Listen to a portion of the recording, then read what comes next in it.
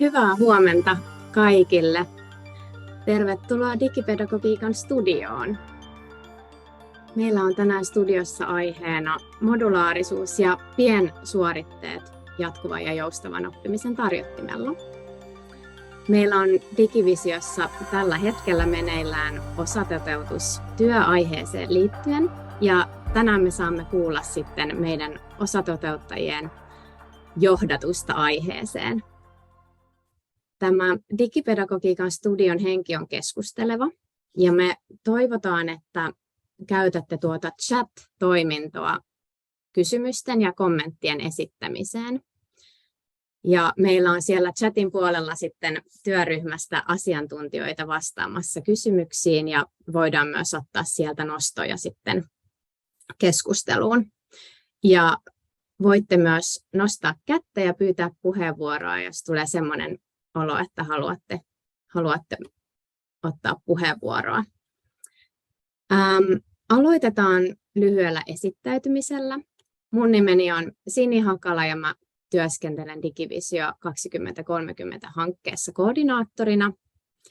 Ja seuraavaksi mä annankin puheenvuoron meidän asiantuntijoille, eli aloitetaan vaikka Eevasta. Ole hyvä, Eeva. Oikein hyvää huomenta teille kaikille ja tervetuloa tähän meidän studioon. Työskentelen Tampereen ammattikorkeakoulussa ja olen siellä bioanalytiikan yliopettaja. Meidän tästä osatoteuttajista porukasta niin suurin osa on paikalla, mutta 2 ei päässyt. Ja jos vaikka Sirpa esittäytyy seuraavaksi. Hyvää huomenta teille kaikille. Olen Sirpa Tuomi Jyväskylän ammattikorkeakoulusta ja toimin täällä koulutuksen kehittämispäällikkönä. Tämä meidän osatoteutus on jakaantunut modulaarisuus- ja piensuoritusryhmiin. Ja itse olen ollut mukana nyt siinä piensuorituksissa, eli microcredential-asioiden tarkastelussa. Ja seuraavana sieltä heitän pallon Annelille. Ole hyvä. Joo, mä olen Anneli Ylitalo ja työskentelen Turun ammattikorkeakoulussa. Olen siellä opintoasiain koordinaattorina ja olen myöskin ollut tässä piensuoritukset ryhmässä tekijänä. Seuraavaksi Hanna. Huomenta vaan Tampereelta. Hanna Nurmi ja tosiaan Tampereen yliopistosta asiantuntija koulutuksen johtamisen tuen tiimissä ja on ollut tuossa modulaarisuusporukassa mukana ja toki sitten vähän tuohon muuhunkin, mutta on chatissa vastaamassa, tai yrittämässä vastata, jos sinne kysymyksiä tulee. Ja niinhän olet Annelikin, eikö niin? Ja Terhikö se osetti seuraa? No niin, täällä chatti-emännät lisääntyy. Eli Terhi Skaniakos Jyväskylän yliopistosta kehittämispäällikkönä koulutuksen kehittämisen asioissa. Toimin täällä koulutuspalveluissa ja mukana tässä ryhmässä. Ja tänään tosiaan chatin puolella. No niin, mä laitan tässä. Sitten Eeva vielä sen verran, että puuttuvat jäsenet on Anna-Greta Nyström Åbo Akademista ja Petri Sjöblom Turun yliopistosta. Ole hyvä, Eeva. Kiitos. Eli tosiaan meidän tämä studio on modulaarisuus ja piensuoritukset jatkuvan oppimisen tarjottimella. Me ollaan tässä työskennelty osittain niin 2 eri ryhmänä, eli toinen pikkuryhmä on keskittynyt modulaarisuuteen ja toinen piensuoritukseen, mutta sitten välillä on aina työskennelty yhdessä. Ja kaiken kaikkiaan tämä on paljon keskusteluttanut meitä ja olemme halunneet sitten nyt päästä selville, että mitä tämä oikein nämä modulaarisuus- ja piensuoritukset ovat. Eli tässä studiossa nyt luodaan katsaus näihin ajankohtaisiin käsitteisiin ja näkökulmiin näiden käsitteiden osalta. Ja nimenomaan, jotka tukevat jatkuvan oppimisen opintotarjonnan esittämistä tulevalla tarjottimella. Ja meidän tavoitteena on tuottaa yhteistä ymmärrystä tästä modulaarisuudesta sen tarjottimen perusajatuksena ja jäsentymisen tapana. Ja tässä tarkastellaan myös näitä piensuoritusten periaatteita osana jatkuvan oppimisen tarjontaa. Tästä tämmöinen kansallinen määrittely on tulossa, joka perustuu EU-neuvoston suosituksiin ja piensuorituksiin.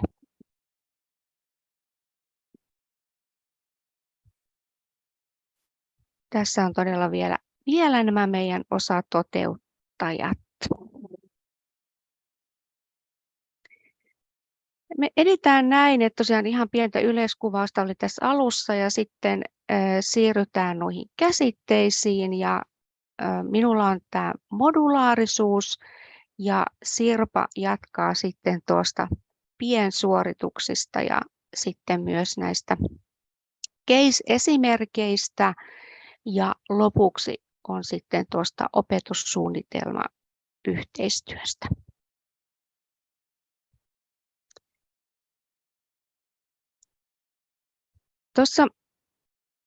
Tässä halutaan kuvata sitä, että kuinka se jatkuva oppiminen voi mahdollistua ihan sieltä alusta, kun joku on kiinnostunut jostakin asiasta ja osallistuu joihinkin webinaareihin tai tapahtumiin ja niin edelleen. Ja hän voi sitten edetä sillä tavalla, että alkaa suorittaa tämmöisiä piensuoritteita.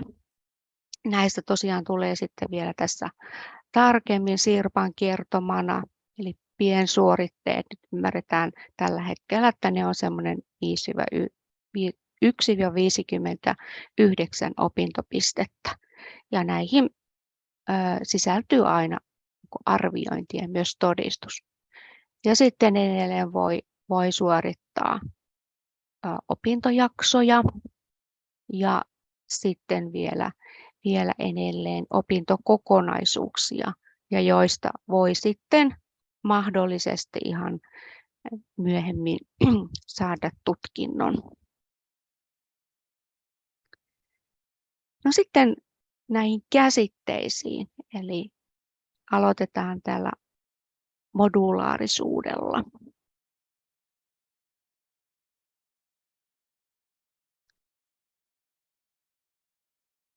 Tämmöinen julkaisuhan on olemassa kuin OKSA-sanasto, eli opetus- ja koulutussanasto.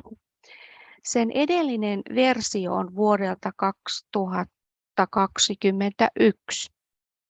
Mutta me olemme saaneet nyt luvan kanssa käyttöön luonnoksen, jossa määritellään, että mitä se meidän tämmöisessä suomalaisessa korkeakouluympäristössä tämä modulaarisuus tarkoittaa.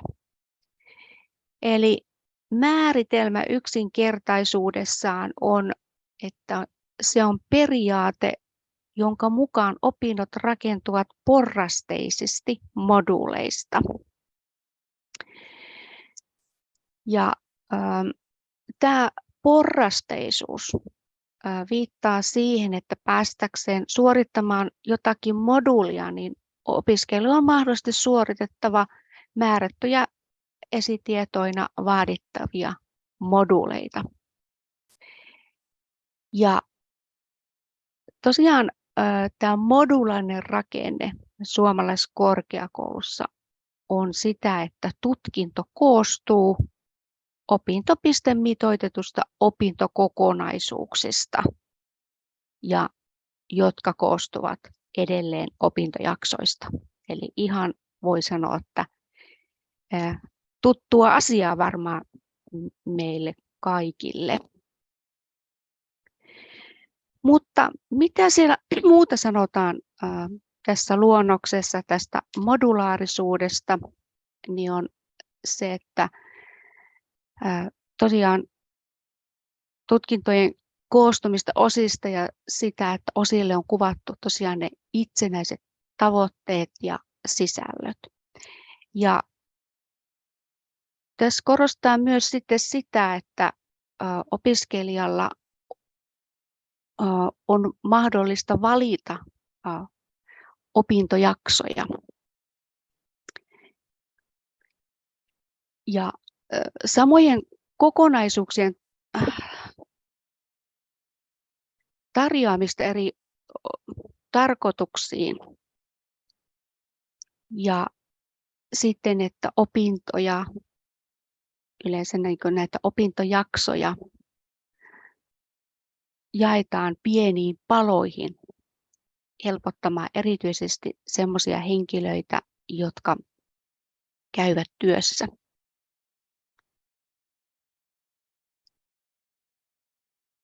Ja sitten jos ajatellaan niin kuin ammatillista koulutusta, niin siellä voidaan myös rakentaa opintoja modulaarisesti, mutta se ei ole semmoinen virallinen termi siinä ympäristössä.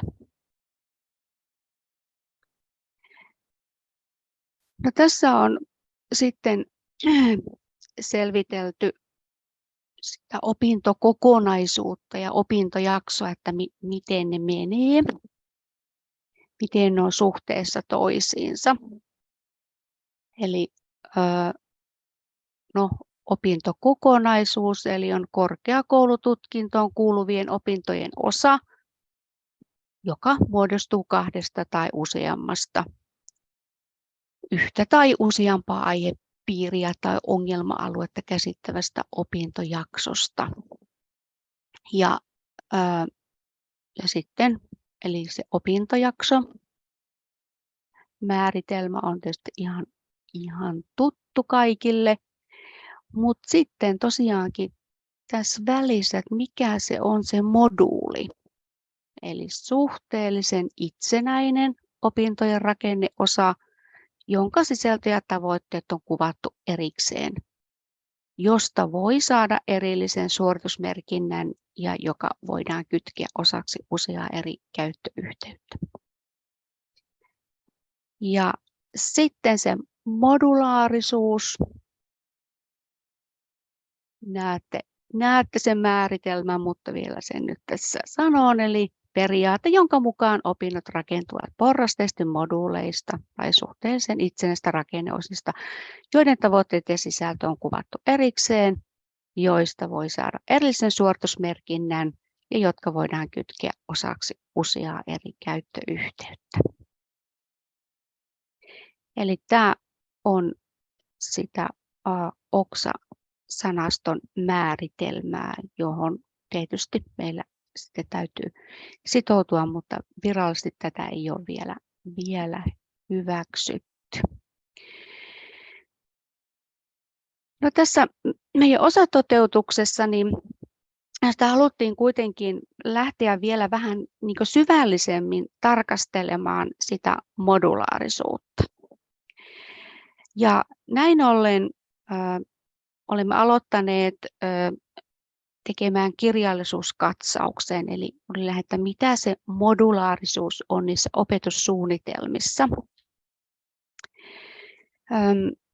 Tähän on valittu kaikki olennaisimmat tietokannat, mitkä liittyy tähän, eli muun muassa ERIC ja Education Database-tietokannat ja muitakin myös, eli nämä keskeisimmät, jotka tähän asiaan liittyy.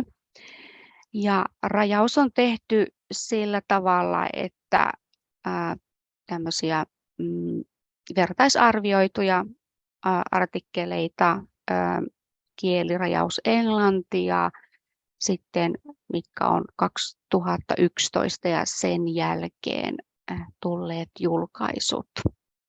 Ja todella, että tässä on nyt esitän vain alustavia tuloksia, koska emme ole kaikkia vielä ehtineet käymään läpi, mutta mitä nyt tällä hetkellä.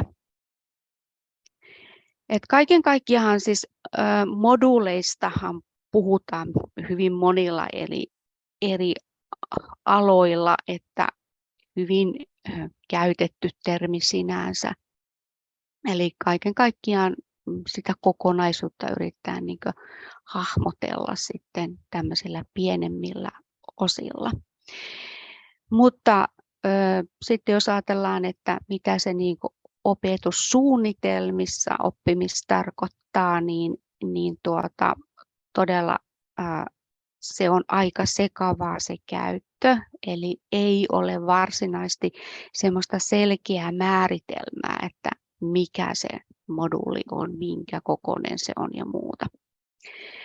Mutta se kyllä kirjallisuudessa tulee esille, että ne on kyllä itsenäisiä nämä moduulit ja niissä opetussuunnitelmissa ja niillä on tämmöinen looginen yhteys toisiinsa, mutta toisaalta niitä voidaan myös järjestää sille aika joustavasti. Ja sitten myös, että moduuleja voidaan järjestää myös sillä tavalla, että on joku tämmöinen problem-based learningin tehtävä, eli se liittyy siihen, tai sitten joku muu tämmöinen aktiviteetti. Mutta kaiken kaikkiaan niin moduulissa pitää olla selkeästi ilmaistut tavoitteet ja sisältö. Ja se, miten sitä niin eri tutkimuksessa tulee esille, niin ei välttämättä aina se koko opetussuunnitelma ole moduloitu, vaan siellä on niin osia, jotka on moduuleina.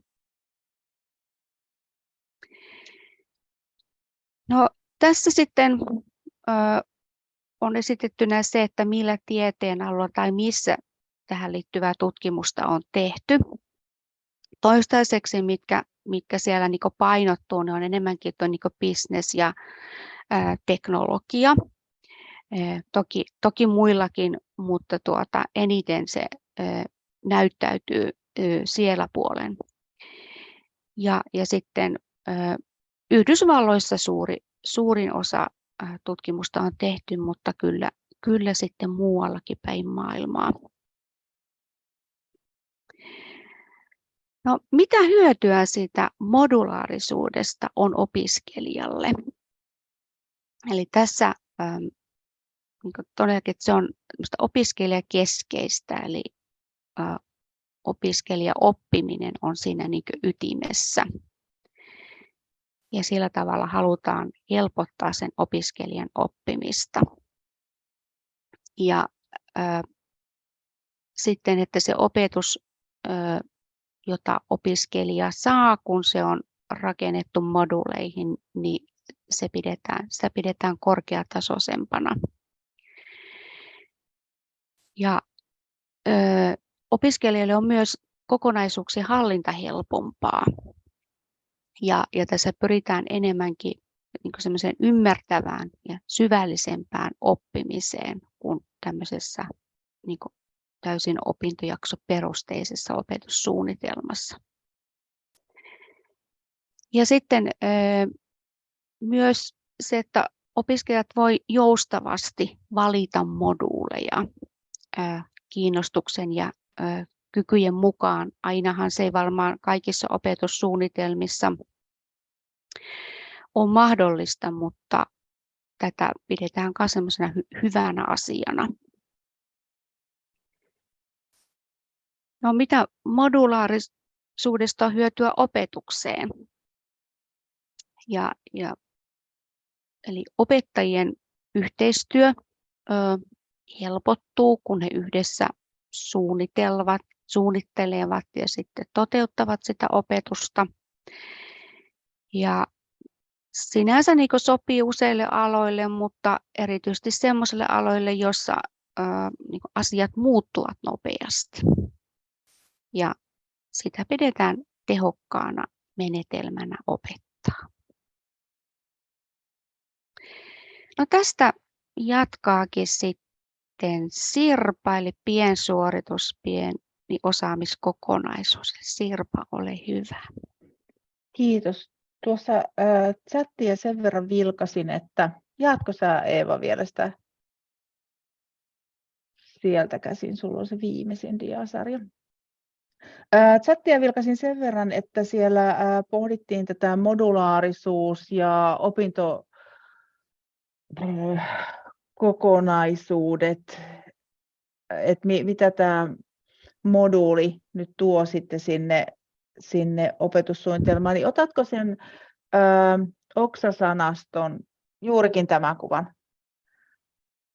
Hyvä, Oliko kiitos. tämä? Joo, on.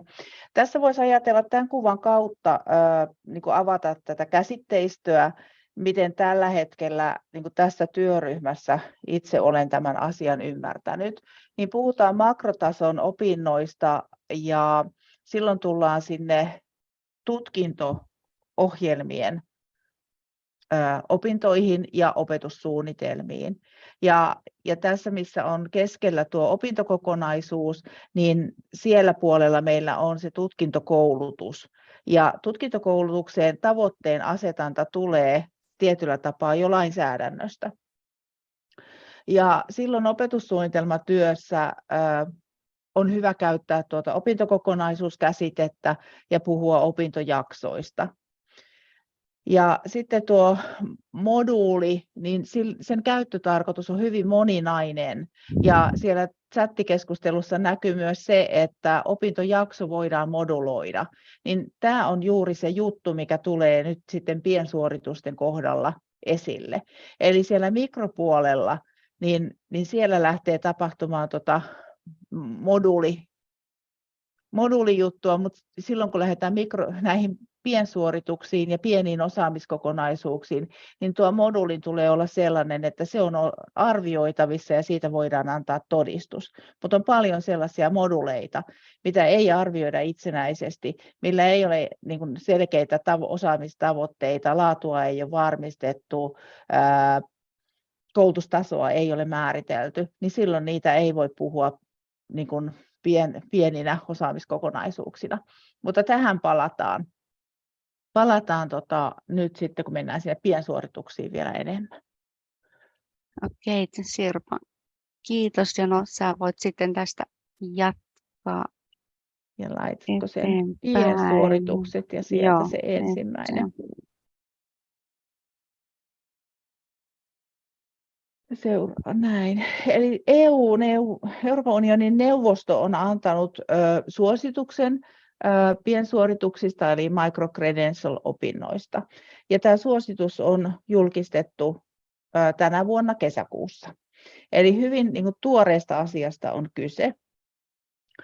Ja suosituksen loppuosassa on, että tämä on niin kuin EU-tason suositus ja kansallisella tasolla lähdetään sitten pohtimaan sitä, että mitä tämä tarkoittaa kansallisessa kontekstissa. Ja täällä meillä työ on alkanut. Meillä tehdään tätä oksasanaston määrittelytyötä ja OKM on antanut kansallisen korkeakoulujen jatkuvan oppimisen strategialuonnoksen, joka oli lausuntokierroksella ja saadaan sieltä kohtapuoliin sitten ulos se virallinen strategia. Ja siellä on otettu jo kantaa pieniin osaamiskokonaisuuksiin. Ja korkeakoulutasolla tähän liittyy myös se, että mitä eurooppalainen korkeakoulutusalue on asiasta sopinut, ja sitä kautta meille tulee nuo opintopistemäärät, että EHEAn kautta on niin kuin sovittu se, että piensuoritusten laajuus on 1-59 opintopistettä. Ja tähän liittyy, että miksi näitä microcredential-asioita, eli piensuorituksia, on sitten tarve kehittää, niin liittyy sinne työelämässä tarvittavan osaamisen nopeaan uudistamiseen ja siellä työelämässä tai alan vaihtajia, niin he tarvitsevat uutta osaamista, mutta eivät uutta tutkintoa, niin silloin tältä tutkintokoulutuksen osista voidaan rakentaa piensuorituksia, joilla he saavat sitä nopeata päivitystä. Eli mahdollistetaan korkeakoulutasoisten opintojen suorittaminen mahdollisimman monelle siellä työelämässä olevalle.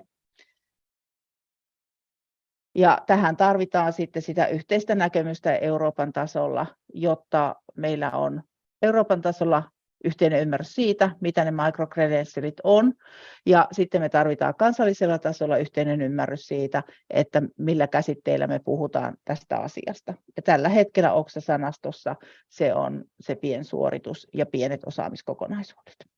Seuraava dia, kiitos.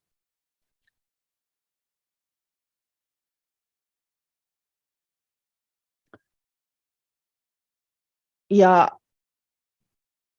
tuolla puhutaan räätälöidyistä oppimiskokemuksista, niin tarkoittaa sitä, että nyt kun me rakennetaan opetussuunnitelmia, niin millaisia palasia sieltä on sitten irrotettavissa niin, että me voidaan räätälöidä oppijoiden oppimiskokemusta siellä jatkuvan oppimisen tarjottimella. Ja tähän tulee se nopea ja ketterä osaamisen uudistaminen, mitä tarvitaan. Seuraava dia, kiitos. Ja uutena käsitteenä tulee pieni osaamiskokonaisuus. Ja näiden määrittely on nyt aika tarkkaan tehty sitten tässä suosituksessa. Nämä tulee olla arvioituja. Pitää olla arviointikriteerit ja ne tulee olla selkeästi määriteltyjä ja avoimia. Pienten osaamiskokonaisuuksien tulee tarjota jotakin tiettyä tietoa, taitoa, osaamista, jolle on se tarve siellä työelämässä tai sille on olemassa yhteiskunnallinen, henkilökohtainen tai kulttuurinen tarve. Oppijan tulee saada tästä suorituksesta osaamistodistus. Ja hänellä tulee olla mahdollisuus sitten jakaa sitä ja se tulee olla siirrettävissä eri yhteyksiin. Eli puhutaan sähköisestä osaamistodistuksesta. Ja kun näitä pieniä osaamiskokonaisuuksia henkilö suorittaa, niin jossain vaiheessa voi tulla sellainen tilanne, että niistä muodostuukin laajempi kokonaisuus ja sitten tällä oppijalla tulee olla mahdollisuus yhdistää niitä osaamisia laajemmiksi kokonaisuuksiksi. Ja myöskin silloin, kun korkeakouluopinnoista on kyse, niin sitten ne on hyväksi luettavissa korkeakouluopintoihin. Ja suosituksessa puhutaan myös siitä, että nämä pienet osaamiskokonaisuudet tulee pohjautua laadun varmistukseen. Ja se tulee myös olla näkyvänä siinä, että mikä on se laatujärjestelmä ja mikä on koulutustaso, johon tämä pieni osaamiskokonaisuus liittyy. Seuraava dia, kiitos. Eli tässä on pari diaa nyt siitä, että kootusti, että mitä nämä periaatteet on. Puhutaan laadusta ja siellä tulee soveltaa sitä sisäistä ja ulkoista laadunvarmistusta. Ja ne laadunvarmistusprosessit tulee olla avoimia ja selkeästi dokumentoituja, ja niiden tulee vastata oppijan ja sidosryhmien tarpeisiin ja odotuksiin. Pienten osaamiskokonaisuuksien avoimuus, eli ne on mitattavia, vertailtavia ja ymmärrettäviä, ja tämä haastaa meidät korkeakoulut siinä, että millä tavalla me sitten avataan ja kuvataan niitä piensuorituksia, joista mahdollisesti muodostuu se pieni osaamiskokonaisuus. Oppimistulokset tulee määritellä, samaten työmäärä, sisältö, taso ja oppimistarjonta. Ja myöskin tuo sisällyttäminen tutkintojen viitekehyksiin. Ja kuka sitten tarjoaa näitä piensuorituksia ja pieniä osaamiskokonaisuuksia, olla sitten julkisesti nähtävillä. Ja samaten nuo oppimismahdollisuudet, niin sitä avointa niin kuin saatavuutta ja se, että sitä voidaan helposti vaihtaa eri alustoihin tarvittaessa. Merkityksellisyys.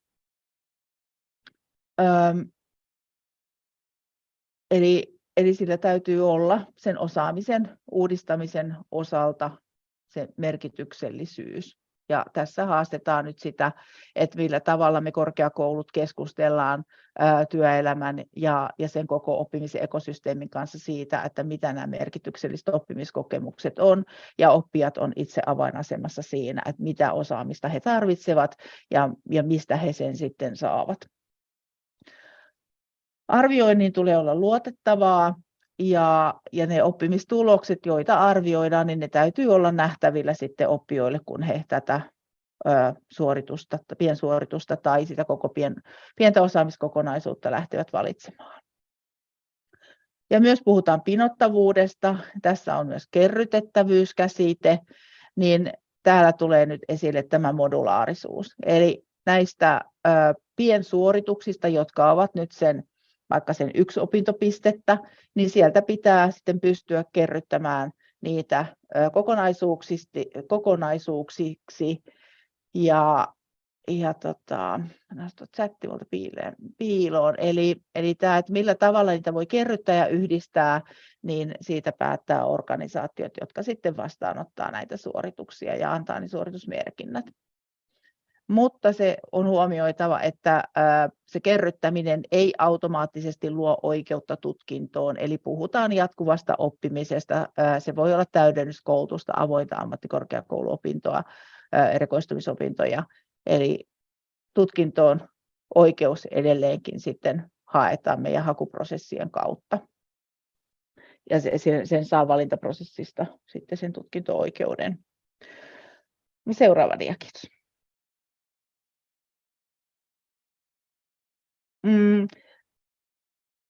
Piensuorituksia, pieniä osaamiskokonaisuuksia voivat tarjota myös muut kuin korkeakoulut. Ja tällöin tullaan sinne epävirallisen ja arkioppimisen puolelle ja meillä sitten on se, että millä tavalla me validoidaan nämä opinnot korkeakoulutasoisiksi. Mutta että mahdollisuus näillä muilla toimijoilla on myös tarjota niitä pieniä osaamiskokonaisuuksia ja heillä sitten se, että miten he sen todistuksen antavat, niin on omat prosessit. Eli osaamisen tunnustaminen on se, mitä me sitten täällä korkeakoulun puolella tehdään, mikäli oppija haluaa, että se osaaminen, mitä piensuoritusten kautta ja pienten osaamiskokonaisuuksien kautta on sitten saavutettu, niin saa sen korkeakoulutasoisen tunnustuksen, niin meidän AHOT-prosessit on sitten ne, mitä tässä myös rinnalla täytyy tarkastella. Ja oppija voi siirtää ja osoittaa sitä osaamistaan sitten monessa eri yhteydessä ja tähän liittyy se todistusasia. Eli keskiössä oppijakeskeisyys, oppijan tarpeet ja oppijan palaute jatkuvalle oppimiselle. Todistus on sitten erillinen asia, josta on myös ohjeistukset EU-tasolla olemassa. Tämä haastaa meidän neuvonta- ja ohjauspalvelut ja myös tiedottamisen, eli millä tavalla me kerrotaan tästä piensuoritusmahdollisuudesta ja millä tavalla me itse asiassa markkinoidaan ylipäätään piensuorituksia oppijoille. Että on tämmöinen korkeakoulukontekstissa käytettävä käsite tai koulutusorganisaatioiden käyttämä käsite, kun puhutaan piensuorituksista, microcredentialeista, tuolla KV-puolella ja sitten näistä pienistä osaamiskokonaisuuksista. Et meidän täytyy itse ymmärtää, kun me lähdetään näitä tarjoamaan, että mistä on kyse.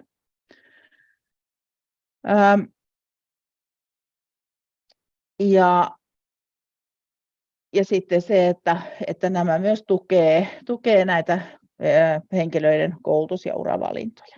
Seuraava dia. Ja tässä on kooste siitä, että mitä tuossa EU-neuvoston suosituksessa on mainittu pienten osaamiskokonaisuuksien todistuksista. Ja sitten eurooppalainen korkeakoulutusalue on myös tehnyt oman koosteensa siitä, että mitä tämä todistus pitää sisällään. Ja tämä on nyt sellainen asia, missä sitten täytyy meidän saada se kansallinen yhteinen näkemys, että millä mallilla me lähdetään näitä todistusasioita tsekkaamaan meidän järjestelmistä. Vasemmalla puolella on varmaan aika pitkälle sellaisia tuttuja asioita, mitä todistuksissa on. Ja sitten täällä oikealla puolella on joitain sellaisia asioita, mitä meillä ei välttämättä tällä hetkellä ole näissä meidän avoimen AMKin todistuksissa tai täydennyskoulutuksen todistuksissa. Eli toi EQF-taso on tässä suosituksessa, että se pitäisi mainita. Arvioinnin tyyppi, oppimistoimeen osallistumisen muoto, Sitten tämä käytetty laadunvarmistustyyppi ja sitten on muita tällaisia ei-pakollisia asioita, joita siellä todistuksessa voi olla, eli ilmoittautumisen edellytykset, valvonta, henkilöllisyyden todentaminen arvioinnin aikana, saatu arvosana, kerryttämisvaihtoehdot ja muut lisätiedot. Mutta tästä nyt odotellaan sitten linjauksia kansalliselta tasolta, että mihin malliin tämä viedään. Tuo EHEAn näkemys oli pikkusen suppeampi kuin mitä tämä, mutta samoja asioita siellä oli. Ja seuraava dia. Sitten sieltä OKM:n kansallisesta korkeakoulujen jatkuvan oppimisen strategialuonnoksesta, joka oli lausuntokierroksella, niin siellä on mainittu pienet osaamiskokonaisuudet. Ja OKM näkee, että pienet osaamiskokonaisuudet ovat selkeä polku asiantuntijana kehittymiseen ja pätevöitymiseen, mitä niin kuin korkeakoulut voi jatkuvan oppimisen kontekstissa tarjota. Ja tavoitteena on, että korkeakoulut kehittää joustavasti uudistuvia pieniä osaamiskokonaisuuksia yhdessä työelämän kanssa. Eli täällä on niin kuin vahva syöte siihen työelämäyhteistyöhön. Näitä voidaan kehittää myös osana tutkintokoulutusta ja niitä voidaan hyödyntää avoimessa korkeakouluopetuksessa sekä täydennyskoulutuksessa. Ja tämä on sitä työtä, mitä me jo tällä hetkellä tehdään. Tavoitteena on laadukkaat, luotettavat, tunnistetut ja arvostetut pienet osaamiskokonaisuudet, jotka kumuloituvat asiantuntijana kehittymisen poluksi. Ja tuossa luonnoksessa OKM on maininnut, että he käynnistävät pienten osaamiskokonaisuuksien määrittely- ja käyttöönoton selvitys- ja kokeiluprosessin yhteistyössä korkeakoulujen ja sidosryhmien kanssa. Eli kun me mietitään tätä, että miten me lähdetään viemään tätä pieniä osaamiskokonaisuuksia eteenpäin, niin varmaankin ensi kevään puolella kuullaan OKM:n suunnalta sitten jatkotyöstöä, johon haastetaan meidät korkeakoulut sidosryhmien kanssa mukaan. Seuraava dia, kiitos. Ja sitten tuo OKSA-sanasto, joka on nyt kommenttiluonnosversio olemassa, niin näistä käsitteistä, mitä tällä hetkellä sitten on ehdolla ja mitä tullaan käyttämään, niin suomen kielessä puhutaan pienistä osaamiskokonaisuuksista ja sitten piensuorituksista, kun on yksittäiset suoritukset kyseessä. Ruotsin kielellä sitten on micromerit ja englannissa microcredential. Ja tällä tarkoitetaan pientä määrää opintoja tai hankittua osaamista, johon liittyvät osaamistavoitteet on kuvattu, jonka laajuus on määritelty, joka on arvioitu luotettavasti ja josta annetaan oppijan omistuksessa ja hänen jaettavissaan oleva sähköisesti hyödynnettävissä oleva todistus. Ja nämä OKSA-sanaston määrittelyt perustuu nyt tähän EU-neuvoston suositukseen ja sitten EHEAn linjaukseen, jotka myös on tänä vuonna julkistettu. Ja seuraava dia. Tässä taulukossa pohdittiin vähän sitä, että kun me tarkastellaan tätä asiaa nyt eri näkökulmista, niin kansainvälisestä näkökulmasta meitä ohjaa nyt ne, mitä tuossa on noita suosituksia jo mainittu. Ja sieltä kansainvälisestä kontekstista tarkasteltuna nämä piensuoritukset ja pienet osaamiskokonaisuudet, ne on kohdennettu nimenomaan työelämässä oleville työelämässä tarvittavan osaamisen täydentämiseksi. Niin kuin me tiedetään, että maailma muuttuu hyvinkin nopeaan tahtiin, niin me tarvitaan sitä päivittämistä. Ja Suomessa meillä monet hakee uutta tutkintoa, jotta ne saa sitä uutta osaamista työelämään. Niin nyt, jotta ei tarvitsisi aina hakeutua tekemään jotakin tutkintoa, niin näiden pienten osaamissuoritusten osaamiskokonaisuuksien avulla me voidaan niin kuin edistää sitä, että joustavammin ja ketterämmin työelämässä olevat voi osaamistaan uudistaa. No, kansallisen tason määrittelyt, mitä tuossa käytiin oksasanastoa, niin ne selkiyttävät tätä meidän yhteistä näkemystä jatkuvan oppimisen kokonaisuudesta, niitä tutkintoa pienempien suorituksien ja erilaisten kokonaisuuksien osalta. Ja tässä tämän työn aikana, kun tuota oksasanastoa on tavannut, niin sieltä löytyy aina uudenlaista asiaa, jota ei ole ajatellut ja jotka itse asiassa sitten auttavat hahmottamaan nimenomaan tätä tutkintokoulutusta ja ei-tutkintoon johtavaa koulutusta ja sitä tarjontaa, mitä sinne jatkuvan oppimisen tarjottimelle voidaan viedä. Korkeakouluyhteistyön näkökulmasta niin meillä täytyy olla se yhteinen ymmärrys, että mitä me ymmärretään eri osaamiskokonaisuuksilla, mitä on opintokokonaisuudet ja mitä on ne moduulit. Miten ne moduulit liittyy tähän jatkuvaan oppimiseen. Jotta me yhteistyönä voidaan tuottaa erilaisia pieniä osaamiskokonaisuuksia, jotka voi vaihdella sillä tavalla, että ne voivat olla sitä osaamista laajentavaa tai ne voi olla osaamista syventävää. Opetussuunnitelmien näkökulmasta, niin opetussuunnitelmat rakentuu opintokokonaisuuksiin ja sieltä me voidaan miettiä, että millaisia osioita sieltä irrotetaan jatkuvan oppimisen tarjontaan. Irrotetaanko me näitä kokonaisia opintokokonaisuuksia? Tällä hetkellä opintokokonaisuuksia ei arvioida. Et sit jos tulee ne pienet osaamiskokonaisuudet, niin siellä täytyy ne arviointiasiat sitten huomioida eri tavalla. Ja se, että tarjotaanko me opintojaksoista joitakin osia, jotka on merkityksellistä osaamisen lisäämistä siellä työelämässä toimijalle. Että onko meillä opintojakso 5 opintopistettä, joka jakaantuu eri kokoisiin moduuleihin tai eri kokoisiin osiin, että on 1 opintopistettä, joku voi olla 2. Ja sitten voi olla 2 ja 3 tai kaikki on 1 ja sieltä voidaan sitten nostaa tämmöinen piensuoritus sinne jatkuvan oppimisen tarjottimelle.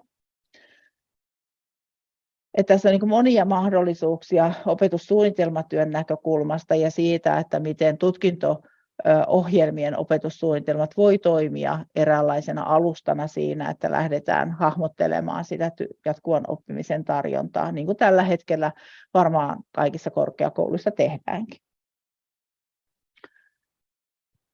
Jatkuvan oppimisen näkökulmasta, niin siellä meillä on ne tutkintokoulutuksen opintokokonaisuudet ja opintojaksot, joita tuolla avoimen korkeakoulun tarjonnassa tarjotaan tällä hetkellä. Sitten meillä on erikoistumiskoulutukset, meillä on täydennyskoulutuksena tarjottavia opintokokonaisuuksia, osaajakoulutuksia ja sitten meillä on ihan maksullinen täydennyskoulutus. Ja nyt se uusi näkökulma on sitten se, että mitä tämä piensuoritus on, mitä on ne pienet osaamiskokonaisuudet, joista meidän tulee antaa sitten sen suosituksen mukaiset todistukset. Että tavallaan me tehdään tätä jo nyt, mutta katsotaan vähän vielä sen suosituksen, että miten se suositus sinne jalkautuu näihin meidän nykyisiin toimintoihin. Ja korkeakouluyhteistyö on se, mitä vielä tarvitaan lisää, että millä tavalla me muodostetaan niitä kokonaisuuksia yhdessä. Ja tuo käytettävä käsitteistö, niin siitä jo oli maininta ja tosiaankin tuo laajuussuositus tulee sieltä eurooppalaisen korkeakoulutusalueen yhteisesti sopimasta mitoituksesta, eli laajuus on 1-59 opintopistettä, millä tällä hetkellä mennään ja mikä on mainittu myös siinä OKM-jatkuvan oppimisen strategian luonnoksessa. Ja sitten meillä on toisaalta se, mikä on nyt keskustelua aiheuttanut tässä digivision aikana, kun piensuorituksista on puhuttu eri yhteyksissä, niin meillä on paljon sellaista tarvetta työelämässä niin kuin suorituksille, jotka on alle 1 opintopisteen. Ja nyt tässä yhteydessä ja tämän hetken ymmärryksen mukaan, niin näitä ei ole luettu tuonne piensuoritusten ja pienten osaamiskokonaisuuksien sisälle, mutta toki ne tuntimitoitetut opinnot on sellaisia, joista henkilö koostaa sitä omaa osaamistaan ja sitten voi tulla se hetki, että hän haluaa niistä tällaisen suorituksen, mikä on korkeakoulutasoinen, niin silloin me joudutaan näitä tuntien mittaisia tai tuntimitoituksella olevia asioita myös niin kuin katsomaan sen osaamisen tunnistamisen näkökulmasta. Eli tällä hetkellä ne ei-opintopisteytetyt tai alle 1 opintopisteen suoritukset, niitä ei lueta tänne piensuoritusten alle. Mutta ne ovat osaamisen kehittämistä, se voi olla itseopiskelua, se voi olla avointa opintotarjontaa, siellä voidaan käyttää mikrooppimisen käsitettä ja niistä voi rakentua osaamismerkkejä. Eli tässä vaiheessa niin piensuoritusten kohdalla mennään siitä 1 opintopisteestä ylöspäin. Ja oliko meillä seuraava dia? Ja tässä on esimerkkejä siitä, että miten maailmalla näitä piensuorituksia on tarjolla ja minkälainen jakauma tällä hetkellä on alakohtaisesti. Ja tässä niin kuin näkyy se, että teknologian puolella on paljon tarjolla microcredential-kursseja ja toinen, mistä paljon tarjotaan, niin on sitten business-puoli. Muilla aloilla tämä nyt pistää sitten mietintää, että mitä tuolta muilta aloilta voisi nostaa tähän tarjontaan. Seuraava dia. Ja katsotaan muutama case-esimerkki sitten, mikä konkretisoi mahdollisesti tätä kokonaisuutta. Kiitos.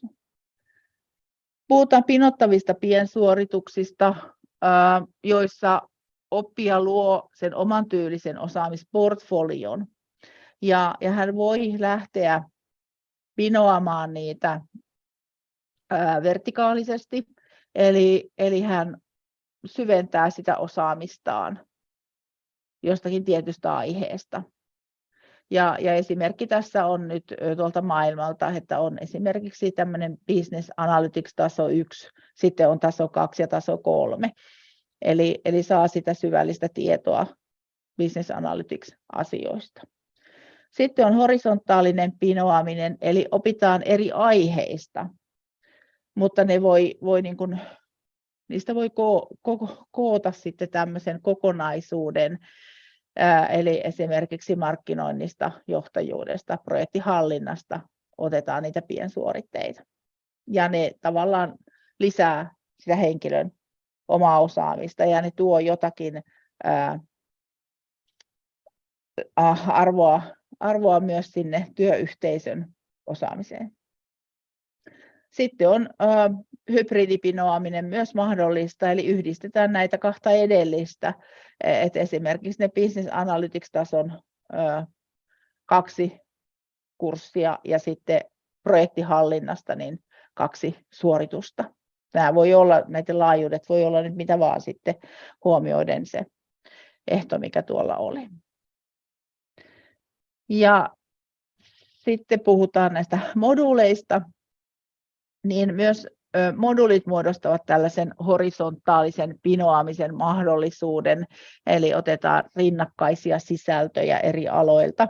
Ja esimerkiksi tässä niin moduuli tai tämä piensuorituskokonaisuus muodostuu someviestintä- ja markkinointikokonaisuudesta, ja siellä on niin kuin eri näköisiä asioita, jotka vahvistaa sitä yksilön osaamista. Seuraava. Tai sitten vertikaalisesti, ja tässä 2 keissiä on niin kuin tuo kaupunkisuunnittelun polku ja liiketoimintapolku, ja ne tuottavat sitten kokonaisuutta siihen johonkin tiettyyn tasoon, mitä henkilö haluaa. Ja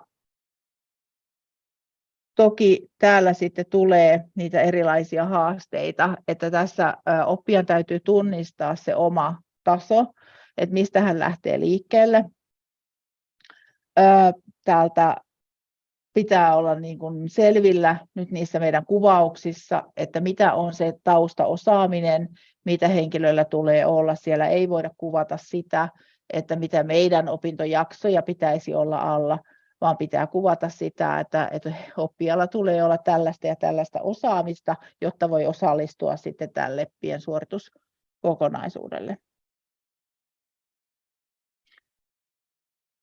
Ja myös tämä haastaa meidät siinä, että millä tavalla me se osaaminen tullaan kuvaamaan. Et toisaalta se opittavan osaamisen kuvaaminen täytyy olla niin kuin riittävän yleisellä tasolla.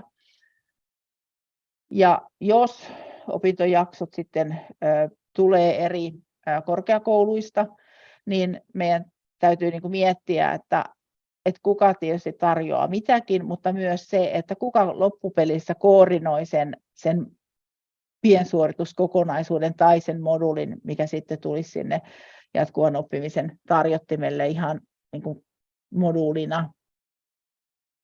Eli tarvitaan paljon ennakkosuunnittelua, tarvitaan opetussuunnitelmayhteistyötä, että näitä tällaisia pinottavia opintoja ei synny yksin tehtynä, vaan yhteistyöllä. Ja seuraava. Onko chat-emännät jotakin, mitä pitäisi nyt nostaa esille sieltä chatista?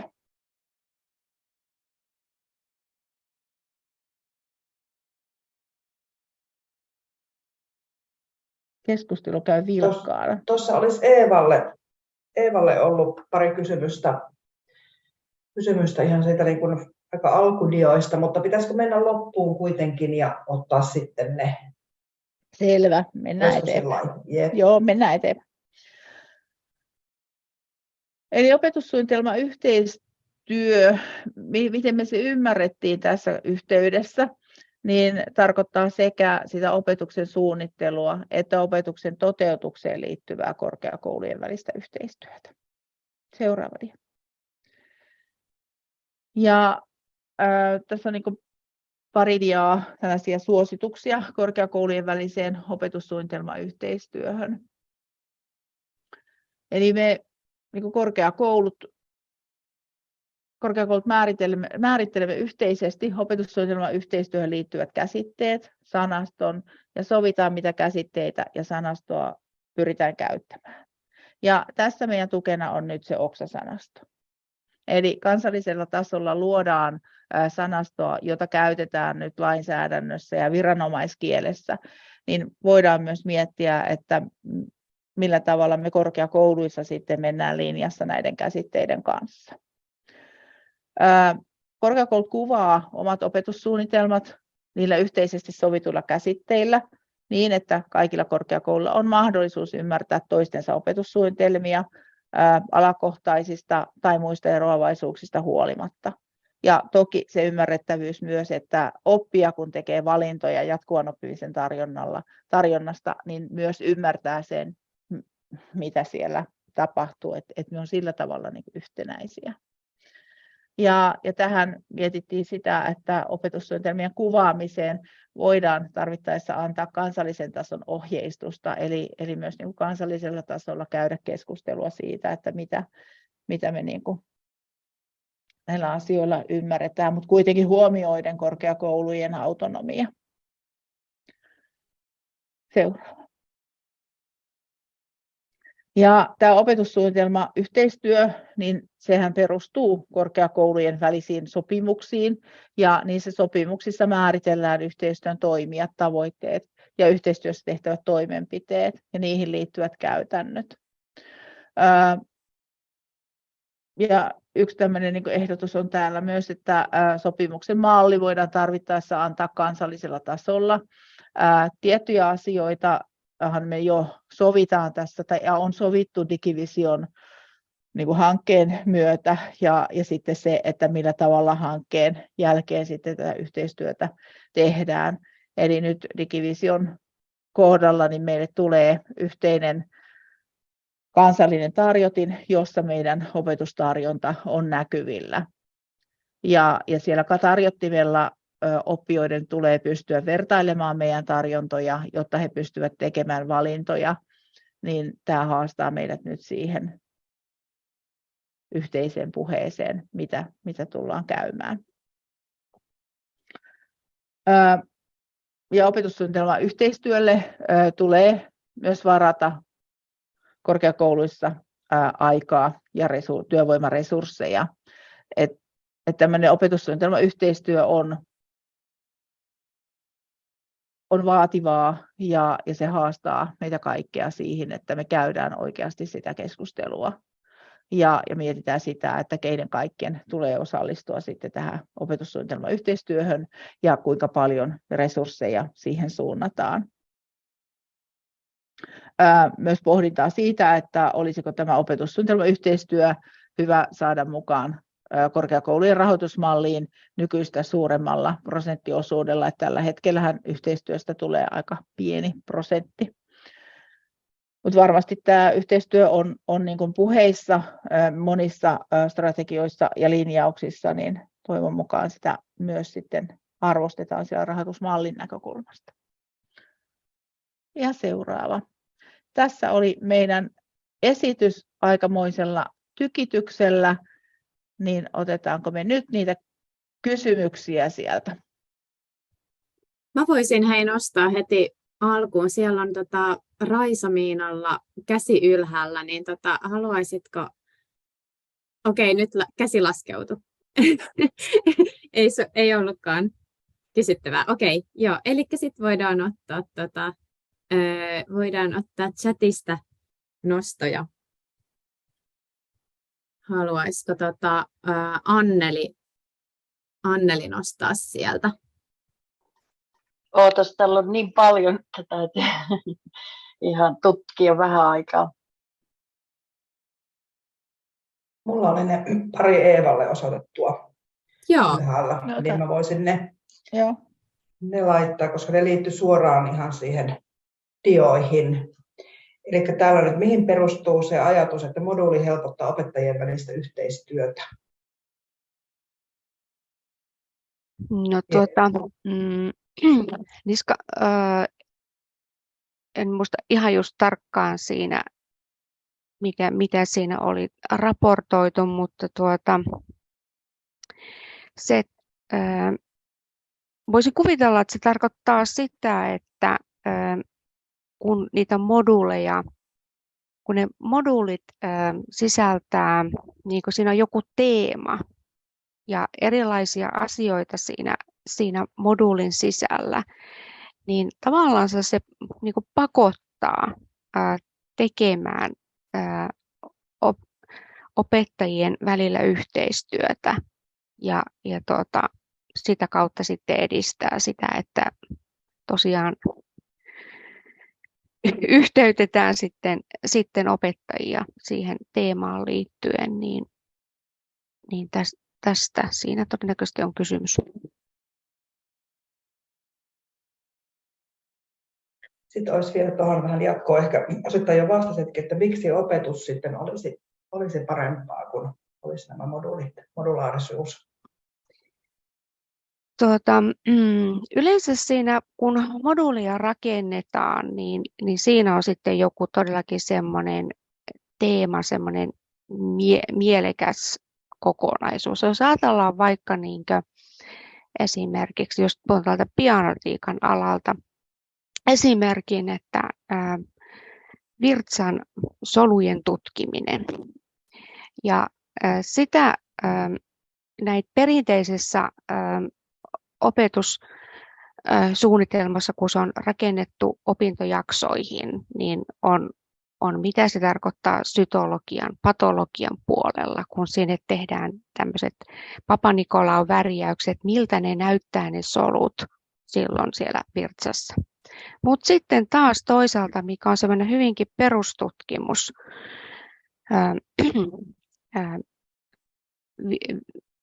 virtsapuolella, eli jos epäillään virtsatietulehdusta ja sitten tehdään tämmöinen taas tämmöinen Sternheimerin suprivitaaliväri.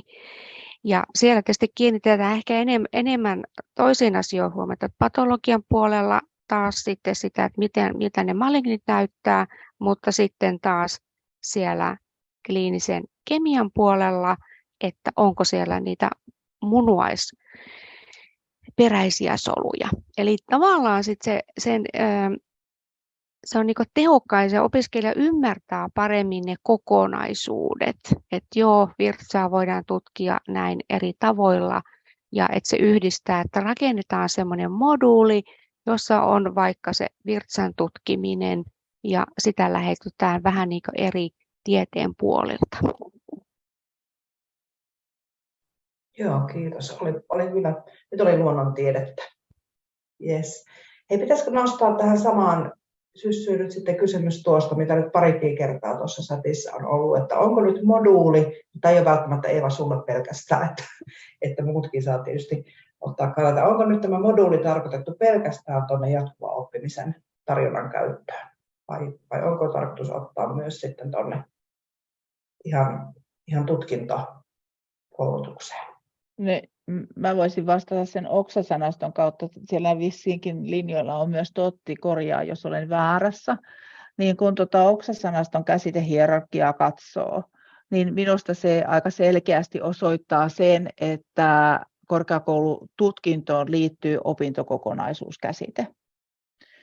Ja itse täällä JAMKin suunnalla nyt on lähtenyt viemään sitä, että käytetään opintokokonaisuutta, ei moduulikäsitettä. Se opetussuunnitelma on rakenteinen, tietyllä tapaa modulaarinen, jos katsotaan sitä, että se rakentuu porrasteisesti eri kokonaisuuksista, mutta tutkinto-ohjelmassa on opintokokonaisuuksia, jotka muodostuvat sitten opintojaksoista, joita on 2 tai enemmän siinä yhdessä opintokokonaisuudessa. Ja sitten tuo moduuli, koska sen tämänhetkinen määrittely on hyvin kirjavaa, sitä käytetään hyvin monissa yhteyksissä. Et esimerkiksi täällä JAMKin suunnalla, niin jos puhutaan opetussuunnitelman moduuleista ja sitten meillä opettajat puhuu myös niitä opintojaksojen, kun viedään Moodleen opintojakso, niin se rakentuu moduuleista, niin se selkeyttää sitä käsiteviidakkoa, kun opintokokonaisuus on opseissa ja sitten tuo moduuli on muussa käytössä. Ja siellä on vielä sitten se, että piensuorituksista voi syntyä moduuleita, mutta kaikki moduulit eivät ole niin kuin pieniä osaamiskokonaisuuksia, lainatakseni Totin jossakin esitelmässä käyttämiä käsitteitä, niin tämä minusta kuvastaa sitä moduulikäsitteen moninaisuutta ja sitä, miten moninaisissa yhteyksissä moduulia voidaan käyttää ilman, että niillä on niin kuin se yhteisesti ymmärrettävä näkemys sen tutkinto-ohjelman rakentumisen niin kuin näkökulmasta. Tämä olisi mun vastaus.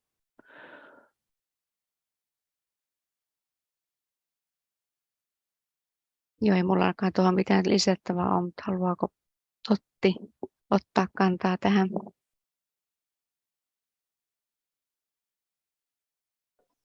Totti kirjoittaa, että mikki ei ole auki, mutta tulkinnot ovat oikein.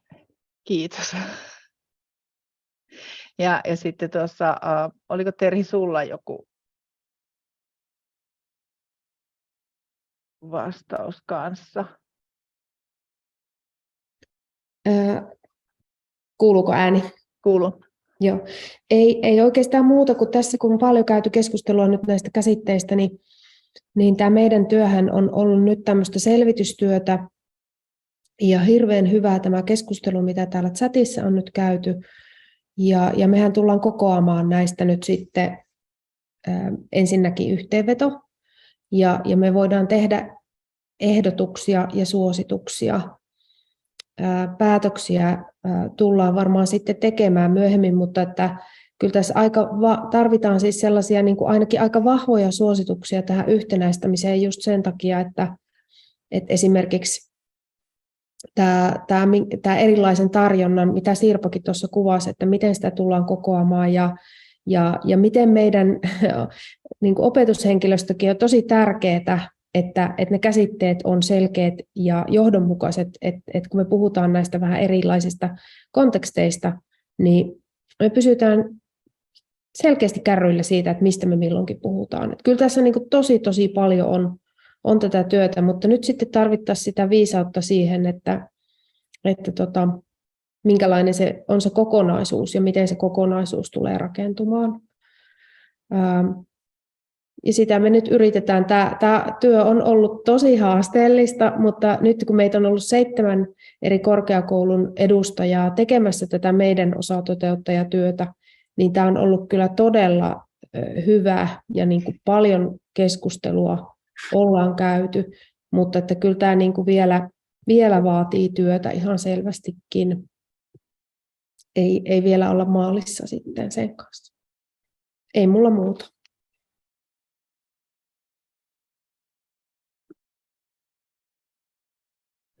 Niin, annatko Totille puheenvuoron? Siinä on käsi pystyssä. Joo, Totti, nyt sulla pitäisi olla ihan oikeus sieltä Kiitos.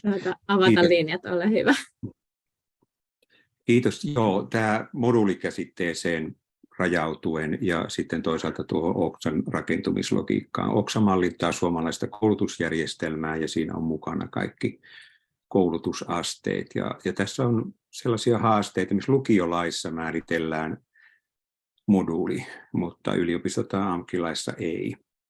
Ja lukiolaisille moduulit voi rakentua opintojaksoista, kun taas meillä opintojakso voi rakentua moduuleista.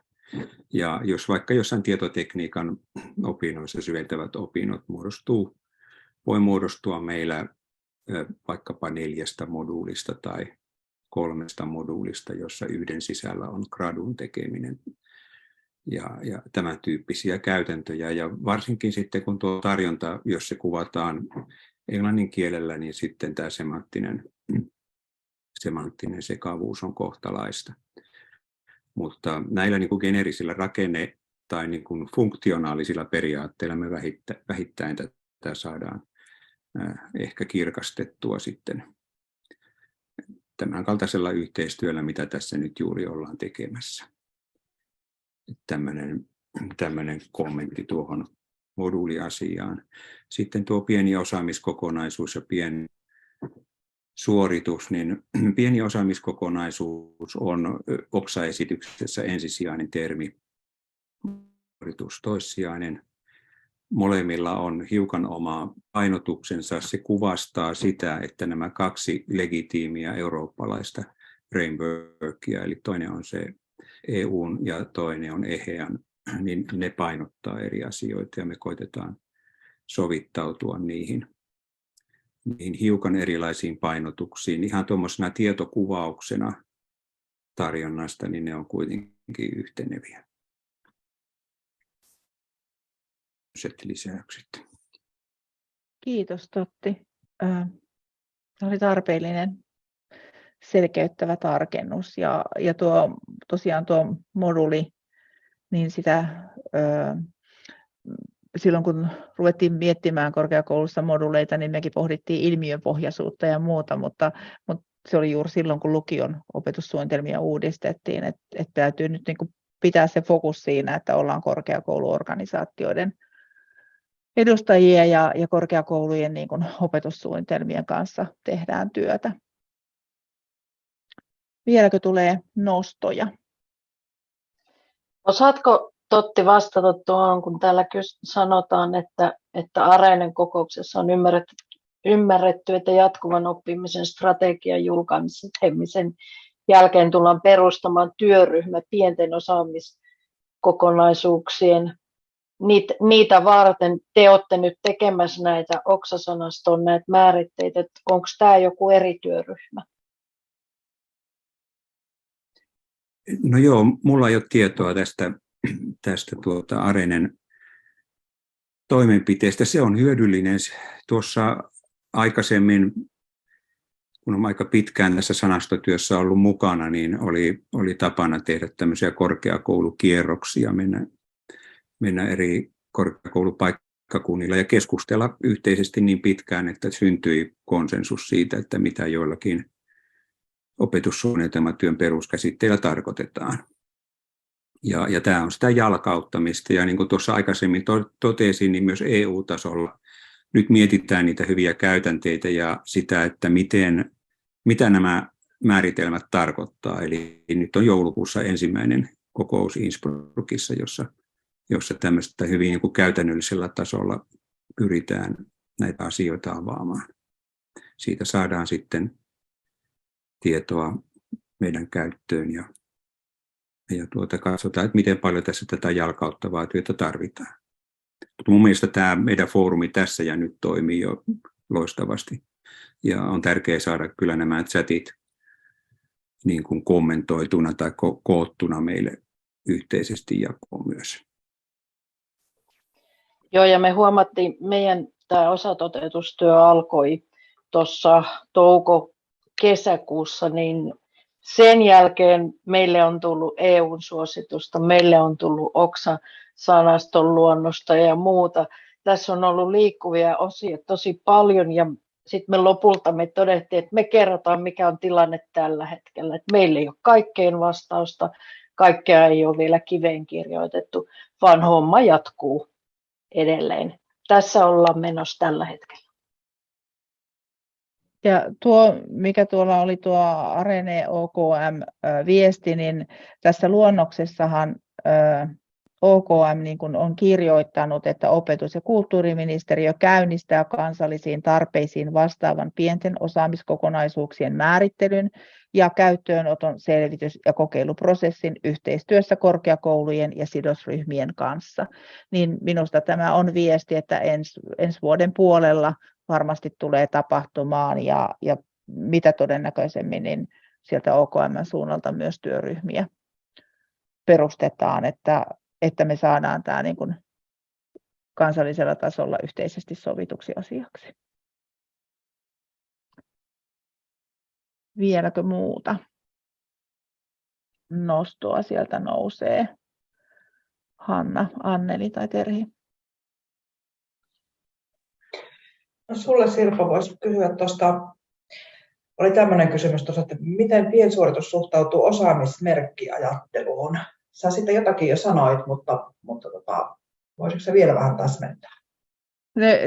Tämä on myös sellainen, mikä nyt varmaan Tottia tarvitaan myös tähän ajatukseen. Että Totti äsken sanoi, että pieni osaamiskokonaisuus on ensisijainen. Ja sitten siellä suosituksessa tulee se, että pienestä osaamiskokonaisuuksesta tulee antaa todistus. Ja osaamismerkit eivät ole sellaisia kuin siinä todistuksessa tai todisteessa on ne sisällöt.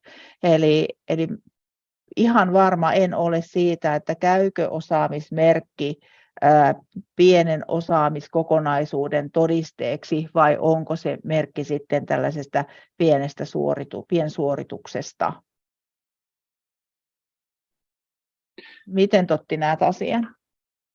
No, tämä on sellaista vielä haltuunotettavaa aluetta, mutta jos katsoo mitä noissa eurooppalaisissa koulutusalliansseissa, missä suomalaisia korkeakoulujakin on kovasti mukana, niin miten tätä asiaa on mallinnettu, niin osaamismerkit, niistä näyttää rakentuvan aika lailla niin kuin kuvajainen tästä meidän peruskoulutusjärjestelmä- tai koulutustarjontarakenteesta, eli pienemmistä kokonaisuuksista, pienistä välimerkeistä rakennetaan sitten metamerkkejä, joista rakennetaan suurempia, jolloin ne tulee sitten siihen kategoriaan, että ne on todisteellisia ja niistä voidaan sitten edelleen vyöryttää isompia kokonaisuuksia. Eli tämä on semmoinen asia, missä meillä varmaan Suomessa tehdään oma politiikka.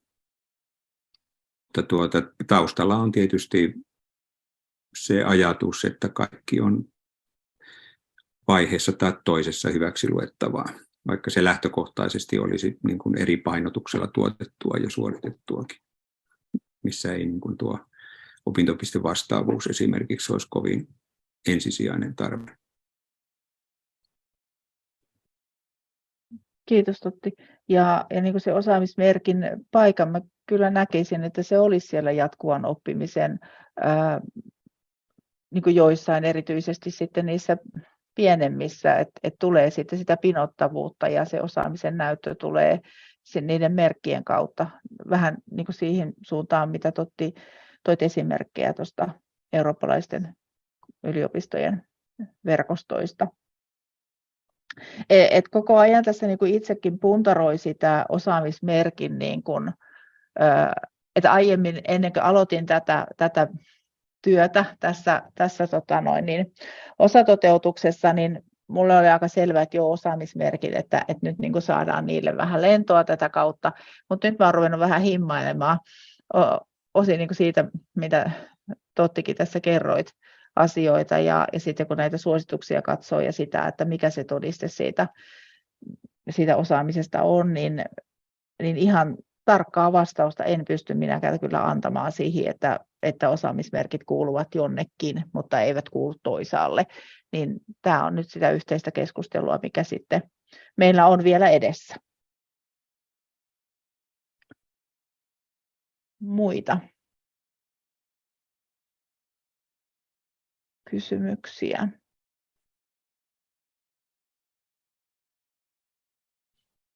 Osaamisen todentaminen näkyy nyt mulla tuossa viimeisimpänä, niin kyllä, että se on myös sit se yksi iso asia, ja meillähän on jossain kohdin myös niin kuin ollut se, että tämä ahotointiasiaa pitää korkeakoulujen kesken lähteä miettimään tarkemmin, että meillä ammattikorkeakouluissa hyväksilukukäytänteet ja aiemmin hankitun osaamisen tunnistamiseen on selkeitä prosesseja, ja sitten kun katsotaan yliopiston puolelta, niin olen ymmärtänyt, että ne ei ole ihan niin kuin samankaltaisia kuin sitten taas ammattikorkeakoulussa, että nyt meidän niin kuin täytyy sitten lähteä myös tätä miettimään, että mitä on ne nimenomaan se hankitun osaamisen tunnistaminen ja tunnustaminen korkeakouluissa. Hyväksi lukemiset, sisällyttäminen ja korvaaminen, niin ne on aika lailla selkeät, kun on puhe korkeakoulussa hankitusta osaamisesta, oli se sitten kotimaisesta tai ulkomaisesta korkeakoulusta, niin niitä sinne pystytään, mutta juurikin tämä, että kun se osaaminen hankitaan hyvin monenlaisilla tavoilla, niin mitä osaamista syntyy ja miten se todennetaan ja miten sitten annetaan se arviointi ja arvo sille osaamiselle. Ja tähän tulee mukaan myös sit se, että kun lähdetään työelämään ja työelämässä saadaan erilaista osaamista, niin mitä on se työelämässä saavutettu korkeakoulutasoinen osaaminen, josta tulee sitten sitä ahotoitavaa osaamista korkeakoulujen suuntaan.